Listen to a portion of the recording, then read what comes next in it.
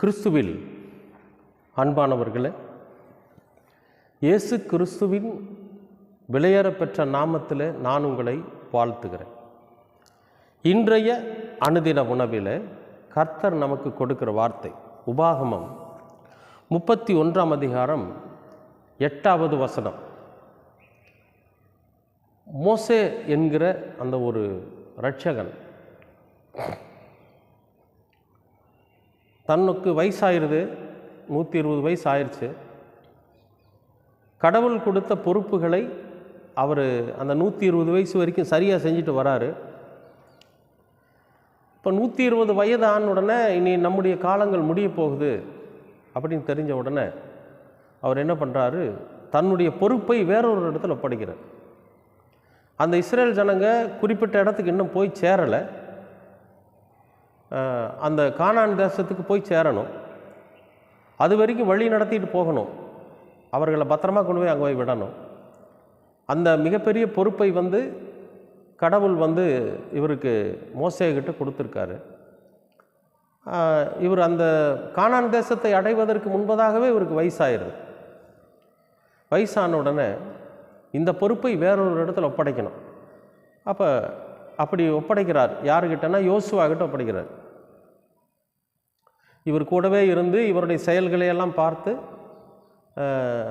கடவுளுடைய கண்களிலே கருணை பெற்ற ஒரு மகனாகிய யோசுவாவின் இடத்துல அந்த பொறுப்புகளை ஒப்படைக்கிறார். அப்போ ஒரு ஆசீர்வாதமான வார்த்தை சொல்கிறார். என்னென்னு, கர்த்தர் தாமே உனக்கு முன்பாக போகிறவர், நீ கவலைப்படாத, கர்த்தர் உனக்கு முன்னால் போவார், உன் கூடவே இருப்பார், அவர் உன்னோடு இருப்பார், அவர் உன்னை விட்டு விலகுவதும் இல்லை, உன்னை கைவிடுவதும் இல்லை, நீ பயப்படவும் கலங்கவும் வேண்டாம் அப்படிங்கிறார். எவ்வளோ ஒரு அற்புதமான வார்த்தை பார்த்தீங்களா? ஏன் இந்த வார்த்தையை சொல்கிறார் அப்படின்னா, இஸ்ரேல் ஜனங்களை வழிநடத்திட்டு போகிறது மிகப்பெரிய பொறுப்பு. அங்கே கலகம் ஏற்படும், சண்டை வரும், பிரச்சனைகள் வரும். இப்போது இவர்களை நடத்திட்டு போகணுன்னா அதை வழி நடத்துகிறவன் சரியானவனாக இருக்கணும். கடவுளுடைய கரத்தில் நன்மைகளை பெற்றவனாக இருக்கணும். கடவுள் சொல்லுகிற வார்த்தையின்படி நடக்கிறவனாக இருக்கணும். கடவுளுடைய கண்களில் கிருபை பெற்றவனாக இருக்கணும். கடவுள் அவனை வழிநடத்துகிற மாதிரி இருக்கணும். அப்படிப்பட்ட ஒரு உத்தமமுள்ள ஒரு மனிதன் தான் வழி நடத்த முடியும். ஏன்னா மோசே அப்படிப்பட்டவர் தான். அதனால தான் யோசுவாவை தேர்ந்தெடுக்கிறார். அப்போ யோசுவாவும் மோசேவை போலவே இருக்கணும். அப்போ தான் இந்த ஜனங்களை வழி நடத்த முடியும்.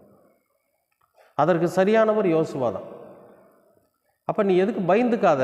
இந்த ஜனங்களுடைய போராட்டத்தை பார்த்து, இந்த ஜனங்களுடைய கலகத்தை பார்த்து, ஆளாளுக்கு ஒவ்வொருத்தரும் ஒரு மாதிரி பேசுவோம், அதையெல்லாம் பார்த்து நீ என்ன பண்ணிடாத, பயந்துராத. நீ தாராளமாக கடந்து போ, கடவுள் உனக்கு முன்னால் போவார், உன் கூடவே இருப்பார், அவர் உன்னை விட்டு விலகவே மாட்டார், உன்னை கைவிடவும் மாட்டார், எந்த சூழ்நிலையும் உன்னை கைவிட மாட்டார், நீ தைரியமார், நீ பயப்படாதே கலங்காதேன்னு சொல்கிறார். அன்பானவர்களே, இந்த இயேசு கிறிஸ்து இந்த உலகத்தில் நமக்காக மரித்து நமக்காகவே உயிர் தெழுந்த போது அவரும் இதே மாதிரி தான் நமக்கு தைரியம் ஊட்டுகிற, நம்முடைய பொறுப்புகளை உணர்ந்து செய்கிற போது கடவுள் நம்ம கூடவே இருப்பார், பிதாவாகிய தேவன் உங்களை அரவணைத்துக் கொள்வார், நான் உங்களுக்கு முன்னால் பின்னால் பாதுகாத்துக்கிறேன்னு சொல்லி அவர் சொல்லியிருக்கார். இப்போ நாம் ஏன் பயப்படணும்? மோசே இந்த வார்த்தையை சொன்ன யோசுவா பயம் இல்லாத தன்னோட காரியத்தை செய்கிறான். அதுபோல் அன்னைக்கு மோசே சொன்னார், நமக்கு இயேசு கிறிஸ்து சொல்லியிருக்கார். என்ன சொன்னார்?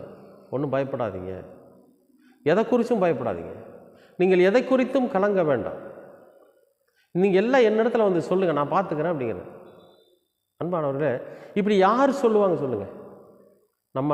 நம்ம பெற்றவங்க நம்மளை பார்த்து சொல்லுவாங்க, நம்ம ஏதோ ஒரு விஷயத்தில் தோற்று போயிட்டோம்னா, நீ ஒன்றும் கவலைப்படாதடா, நான் பார்த்துக்கிறேன். அல்லது நம்ம எதையாவது இழந்துட்டோன்னு வச்சுக்கோங்களேன், நீ ஒன்றும் கவலைப்படாத, போனால் போயிட்டு போகுது, மறுபடியும் நம்ம என்ன பண்ணலாம், அதை சம்பாதித்து கொள்ளலாம், நீ கவலைப்படாது.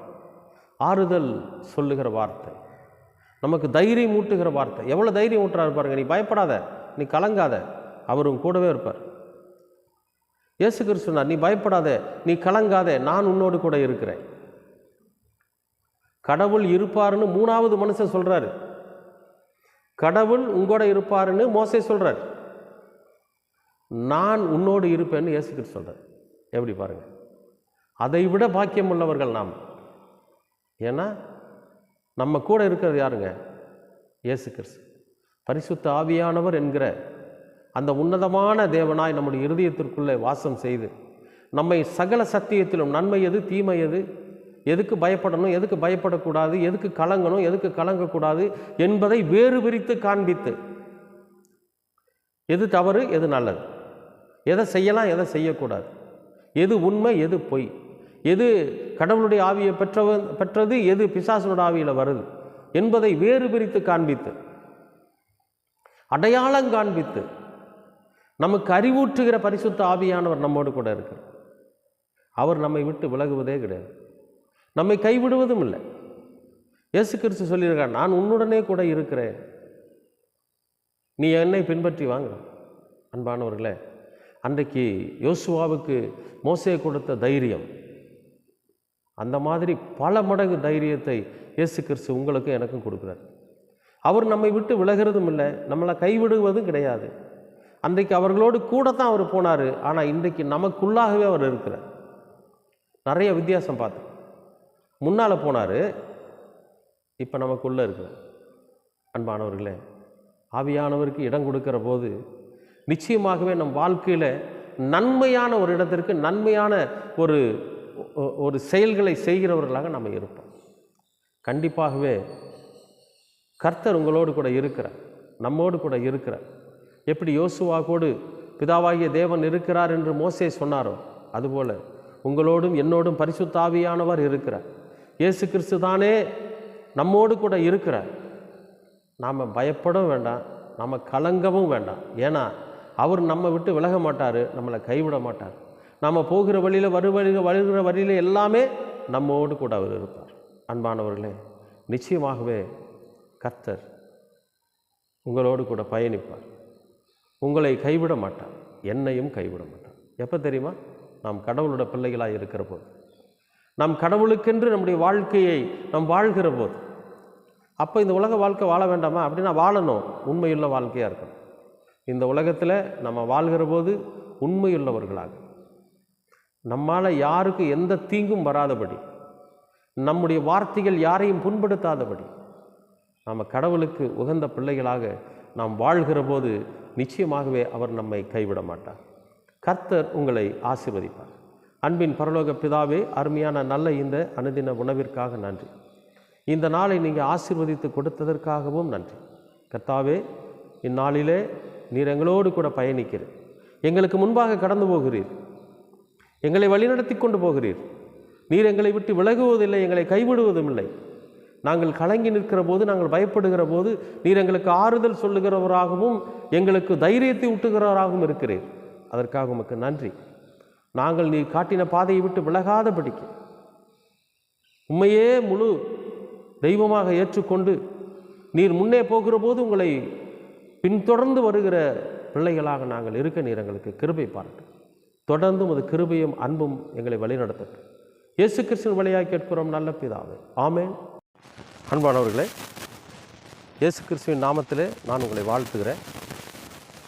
இந்த காணொளிகள் மேசியா சுவிசேஷ ஊழியத்தின் சார்பாக பதிவிடப்படுகிறது. உங்களுக்கு விருப்பம் இருந்தால் இதை சப்ஸ்கிரைப் பண்ணுங்கள், உங்களுடைய நண்பர்களுக்கு உறவினர்களுக்கு ஃபார்வர்ட் பண்ணுங்கள். ஊழியம் வளர்வதற்கு அது உதவியாக இருக்கும். கர்த்தர் உங்களை ஆசீர்வதிப்பார். நன்றி.